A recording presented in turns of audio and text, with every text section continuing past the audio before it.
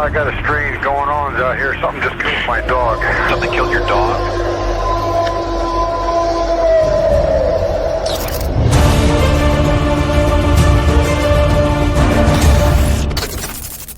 Hey everybody, thank you so much for joining the Cryptid Podcast. I'm your host, Dan Hamilton.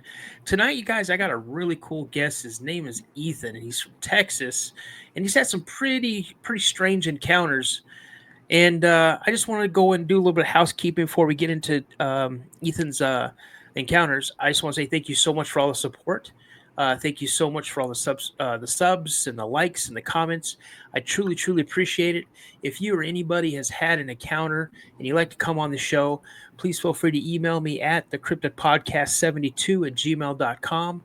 Thecryptidpodcast72@gmail.com. And without further ado, let's go ahead and bring on Ethan. Ethan, how's it going, buddy? It's good. How are you, man? Doing good. Hey, thanks so much for rescheduling and coming on the show tonight. Absolutely. Anytime. It was great. I wanted to fit this into my schedule. Oh, perfect, man. I'm glad to see you coming on. And you know what? We're just going to go ahead and jump right into it. So why don't you go ahead and just let us know what you've seen, what you've experienced, what years it possibly they took, where they were at.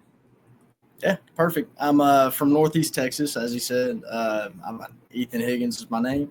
I've had a couple different experiences here where I live, but one of the weirdest ones was in Louisiana.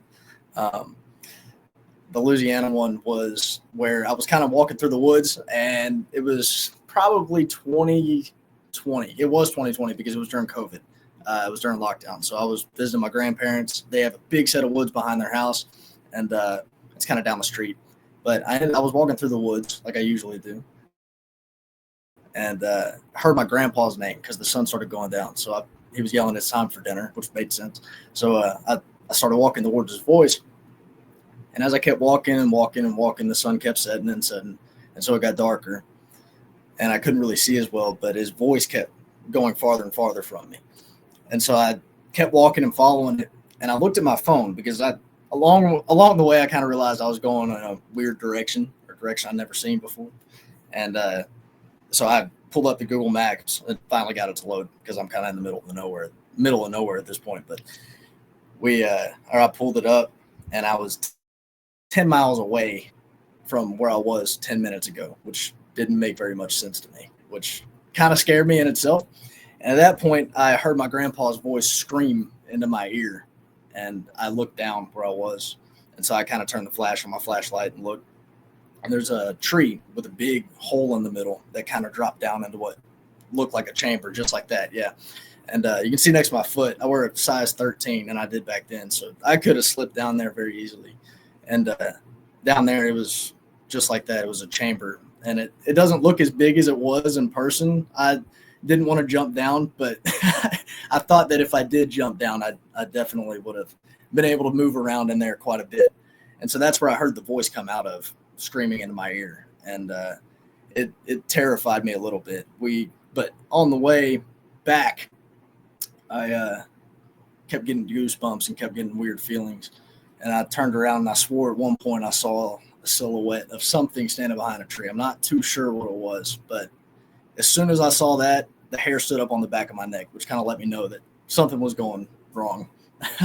But I just took off back home, ran the 10 miles back home, and made it there out of breath. But that's that story. For sure. So I don't know if you know this. I think, I know we just discussed it a little bit before we started.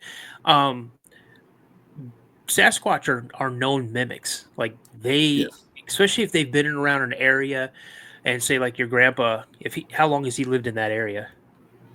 He's been there his entire life. So 70, almost 80 years now, but back then about 75.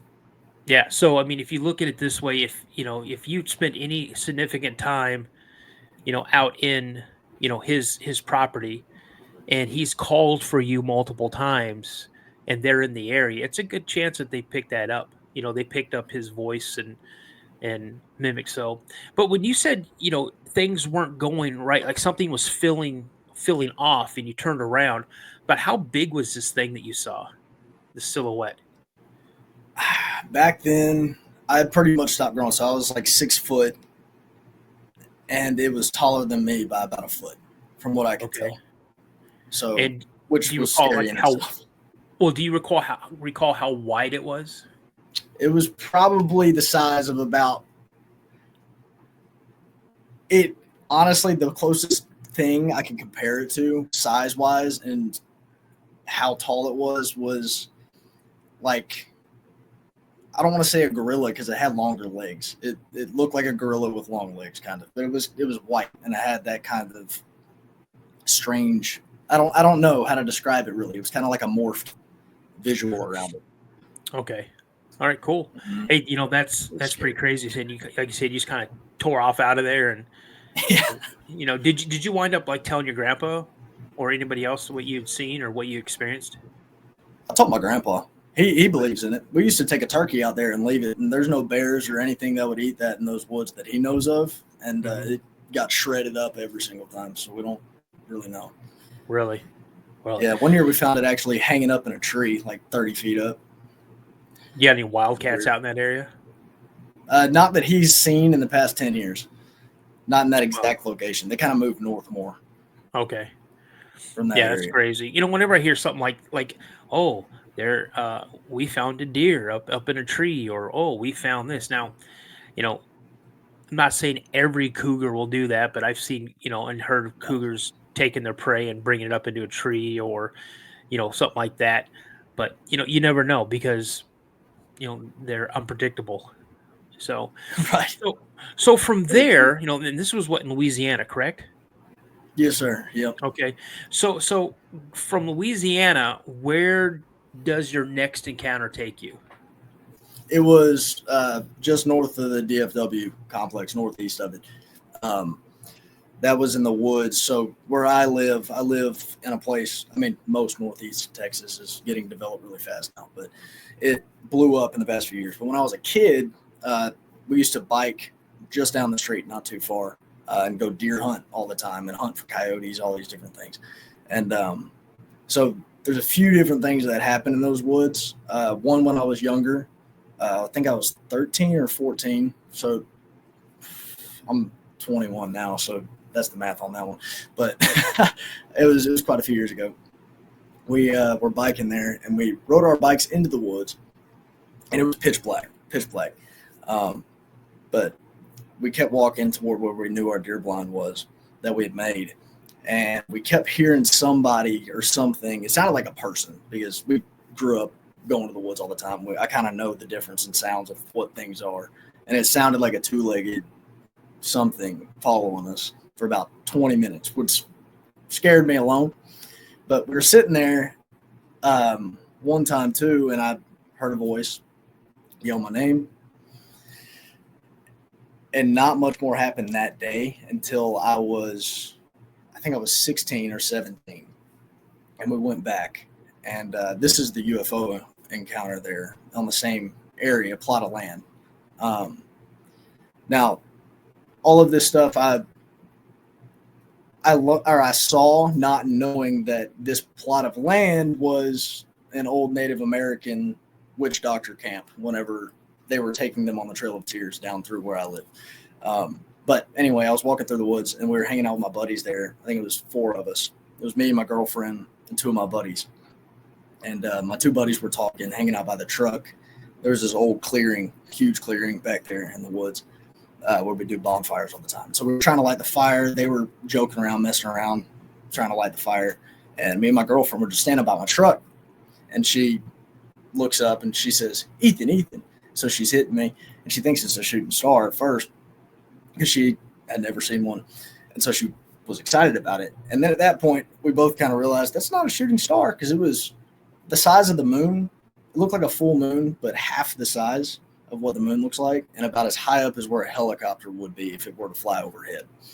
And it stopped in the sky, and then it shot really fast, stopped, and then it zigzagged and shot off.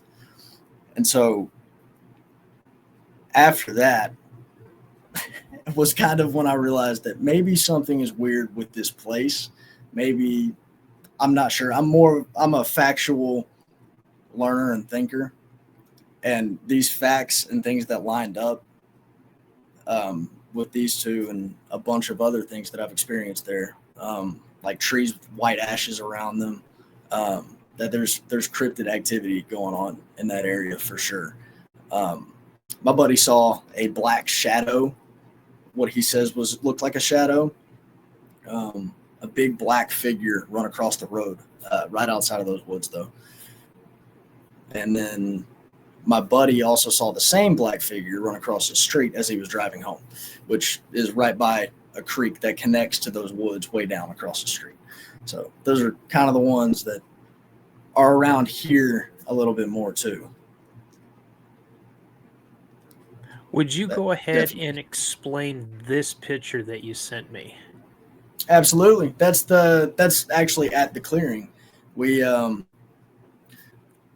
at the same place I was just talking about with the UFO sighting or whatever it was. That rod had been on the ground. We'd been using it as a fire poker for, I don't know, probably 3-4 months. And this was taken probably 2 years ago, this picture was.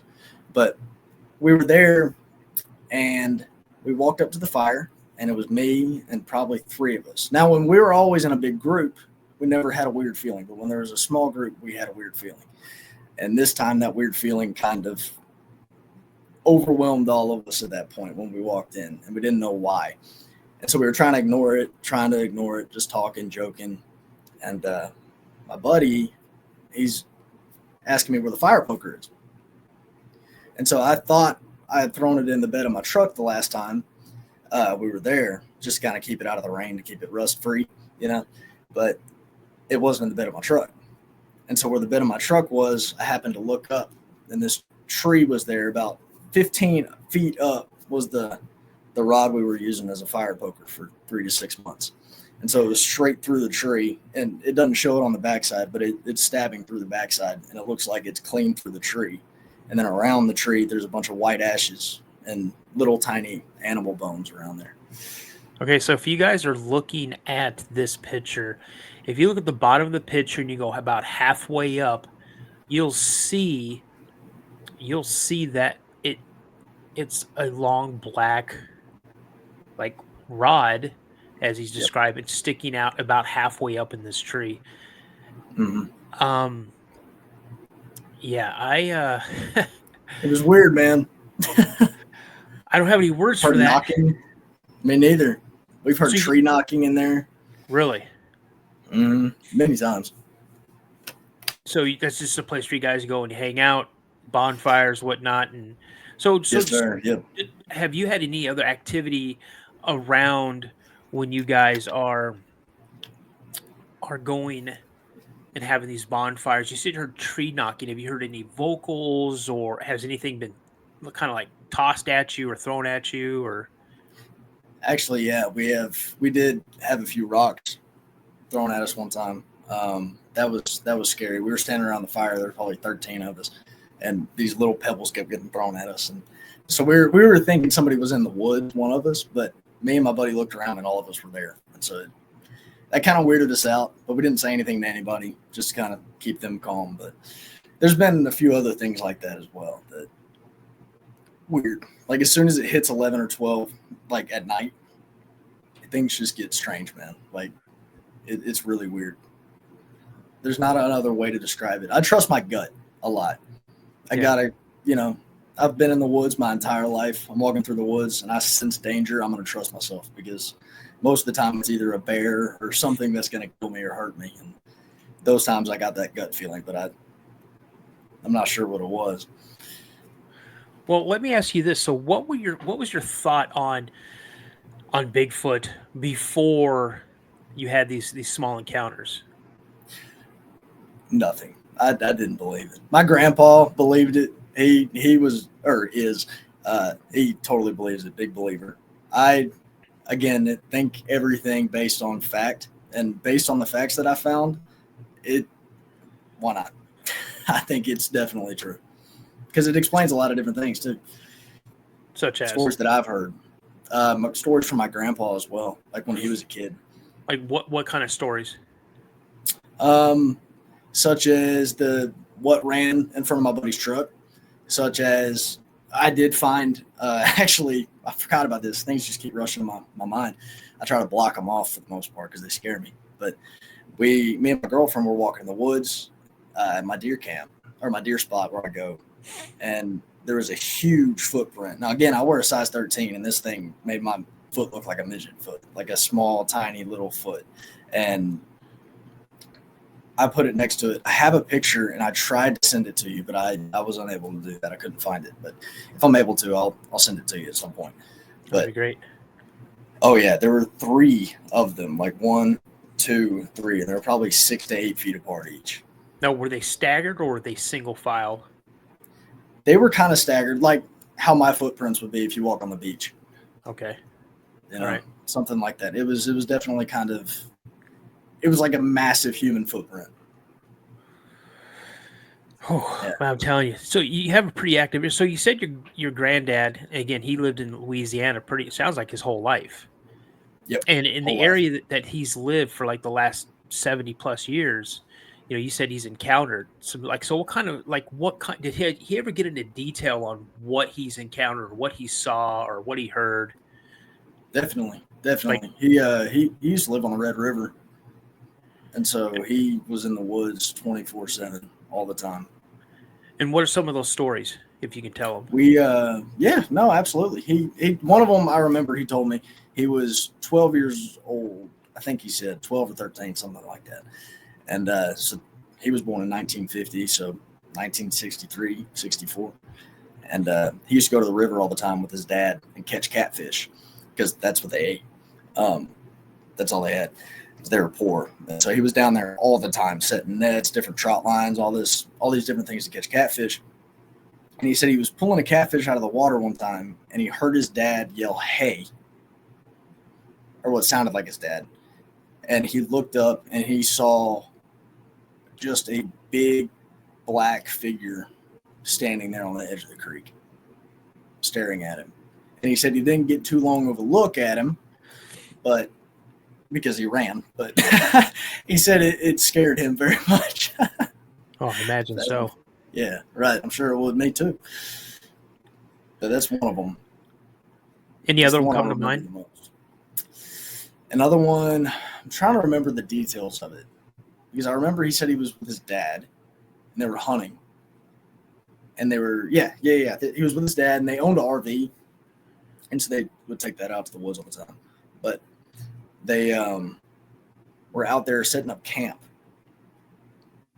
And they just had hogs run through the camp, actually, and just destroy everything. So they had to reset everything back up. And they were all frustrated. And so he heard this grunting sound, and he was just thinking it was his dad. And grunting until it got louder and louder and louder. And it sounded more like a growl as it got louder. And so he kept looking off in the woods, and he wouldn't see anything, but he would see just a silhouette kind of move every single time. And it was the same size every time. And so that's what made him think, like, that is something in the dark that I'm seeing. But that's all of the ones that I remember from him. That's still crazy. You know, like I had my first sighting and my only sighting when I was 12, you know, and it's funny because someone I spoke to had also mentioned that they noticed that quite a few people have had a sighting or a substantial encounter at the age of 12, and they're trying to correlate is like 12 the magic number or something. You know, mine was in 84, you know, so I just remembered, and it was like 1 close to 2 in the morning, something like that. We were driving home on a gravel road, and you know, my dad turned his brights on, and there she was standing on the end, or squatting on the edge of the road, and then she stood up, and yeah, that's what solidified. Yeah, that's what solidified my my belief. When I first saw the Patterson Gimlin film, I was fascinated. I tried to find everything I could in the library to read up on it.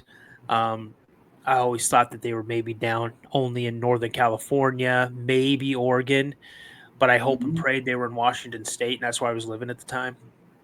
And when I saw her, I was terrified, but I was excited because I'm like, yes, they're here. You know, there she was, you know, but you know, and I'm going to do an episode. I'm going to have my buddy Josh, who is on, he's the host of Mysteries Unknown.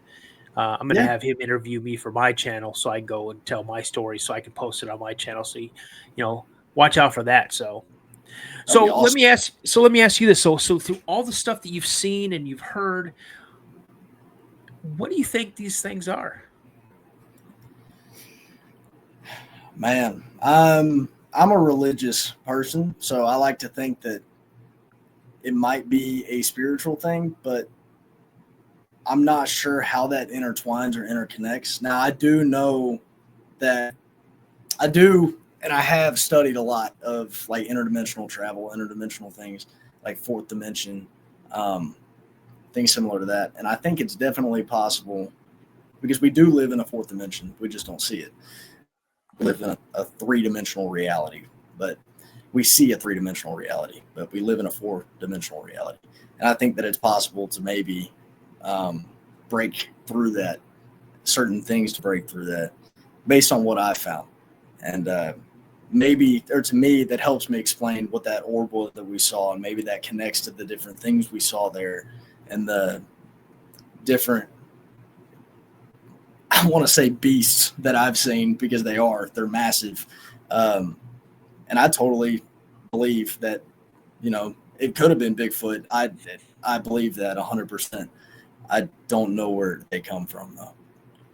Yeah, I mean that's a fair assessment. Yeah. I've heard where people say they've seen them come out of portals. Why not? They've seen them in close proximity of a UFO. A lot of people see lights or orbs when they're around. Some people believe they have the ability to cloak themselves like the Predator. Um, I mean, I believe they're flesh and blood. That's it, because from what I've seen. Now, I'm not going to go and tell somebody they don't know what they're talking about, because I didn't experience what they experienced. So, but no, me neither, that's, man. I mean, that's just what I experienced. That's what my encounters were. So I think they're flesh and blood too. yeah. I do. Oh yeah. I think, like, I don't want to say if, I don't know what else would explain those footprints or any things that I saw. I think that, like, the creature itself is a flesh and blood creature. I just, like, with all the different things, it's unexplainable to me. I'm not sure. Like, it's crazy to me how different things intertwine with it. Oh yeah. I'm not sure. It's a For lot. sure. It's a lot of things. It really is. I mean, if you listen to, gentlemen like Martin Groves and Daryl Denton and Ron Moorhead, and then you have Brian Scott Key, and then my buddy Josh. He's very spiritual, religious. And he looks at all of this from those type of glasses. And you have other people who will emphatically defend the fact that they believe they are, extraterrestrial beings that come from another dimension or a galaxy, and are dropped off in UFOs, and then whenever they're done doing what they do here, the UFO comes back, picks them up, they go someplace else. But again, I'm not doubting anybody's belief, because they've seen things, they've encountered things. I just haven't. So, but no, exactly. Like, I know that they exist because they do. yep, Based on everything I've seen. The question is just how or what are they? yeah, yep. I mean, we'll never know until one is actually brought in. So That's true. I know. now I'm not a proponent to go out and hunt them. I No. mean, there's no reason to go out and hunt them. I mean, I think over time, maybe at the end of my life, they may show themselves like, hey, here we are. Boy, then that's going to mess up with tourism and stuff like that. Could you? Tell me about it. Tell me about it, man. I'm already scared going in the woods a little bit. Yeah, it's scary, but I'm willing to deal with it just because I think it's really interesting to me. Yeah. It's really interesting to me. Well, man, go out, set up those trail cams in best way. Before we go, I wanted to ask you a question about that metal rod that was in that tree. Is that thing still in the tree to this day? It is. I can go out there tomorrow and show you. Do that, man. Take some pictures of that. Yeah, I will. And send them to me, because I mean that is you say it's roughly 15 feet up in the air. Ethan. So with that, yep, we lost him. So, guys, I just want to say thank you so much for coming on the show. thank you so much for stopping by and spending time with me tonight. If you guys, again, have ever had any type of an encounter and you can't quite sure, you're not quite sure what it is, can't figure it out, and you'd like to come on the show, please go ahead and shoot me an email at thecryptidpodcast72@gmail.com. Again, thecryptidpodcast72@gmail.com. With that, like my buddy Josh always says, you guys stay prayed up. And as I always like to say, remember, a legend always starts with a sighting. Good night, everybody. I got a strange going on out here. Something just killed my dog. Something killed your dog?